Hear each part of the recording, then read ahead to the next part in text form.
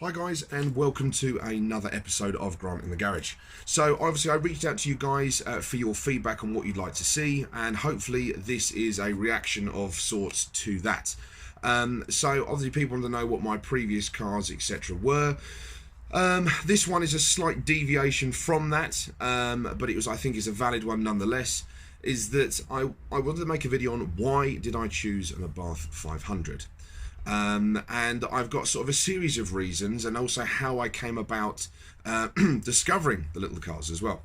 So I'd always had diesels up until this point. I'd always had, I'd had a couple of petrol naturally aspirated engines, first car and second car.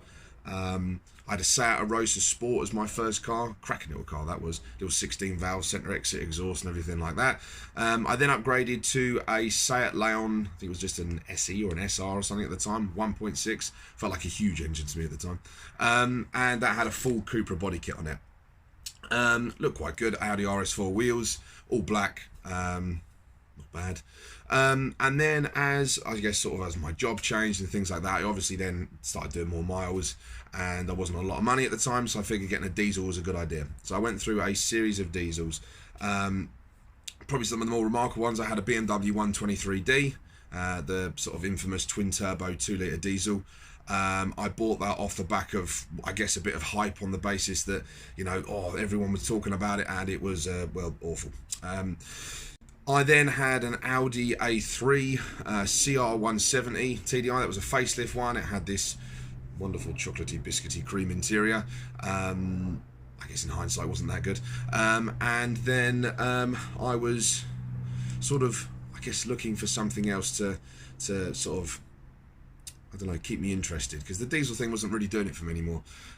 Changed my job slightly, earned a bit more money.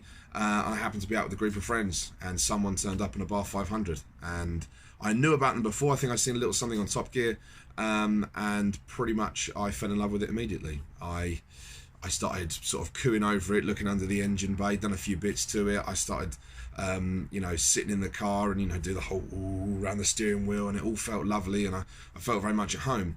And I guess the rest, as they say, is history. 2 weeks later, I was picking up my 2009 SA that's sitting out there right now, and I'd sort of ticked all the boxes. It had the Monza exhaust, it had the Interscope sound system, it had the full leather interior, it had the multi-spoke super sport wheels and a titanium finish.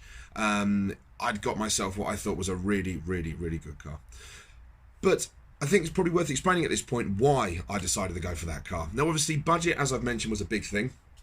And they really are a car that you could use every day to and from work, as well as sort of feeding the beast that is being a car enthusiast and wanting to have a little play around, making the right noises, driving the right way. I'm not, at the moment, I'm not a father, so I guess I don't have the requirements of things like baby seats and prams to go in the back, so I guess it probably wouldn't be too popular with the other half of that. But the other thing that I found as well is that at the time, and this is a valid reason as to why I didn't go for an Astra VXR, is a lot of my friends all had Astra VXRs, Corsa VXRs, and they also had Astra GSIs. All very good in their own right, and all very tunable. Vauxhalls always have been for a long time. It's all that sort of yesteryears tuning, where there was a lot of Fords, and there was also obviously Astras, or Vauxhall should I say, sorry, and that sort of found itself with my friends in Astra VXRs. They were 300 plus horsepower, made all the right noises. They spent a great deal of time off the road, which is another reason why I didn't go for it. But they were just, I wanted something. I've always had that desire for something a little bit more special, and in my eyes, the size of the engine or the value of the car didn't make a car special. It was, could I have something that no one else had? And I guess in reality, when you're sort of younger and you have a tighter budget, no, you can't. But you can make it, and you can start off with something scarcely seen. So Astra VXRs at the time were 2 a penny. Abarths, most people didn't know what they were. When I said, what do you drive? I was quite hesitant to say Fiat 500, because in my eyes it wasn't really, and I will do a separate video on that. But it was an Abarth, and they go, pardon? You have to then say it's kind of like a Fiat 500, but it's not, it's a sporty one. By that point, you've mostly lost their interest, until, of course, you come popping and banging past them, and then they start to pay attention again. Funny that, eh?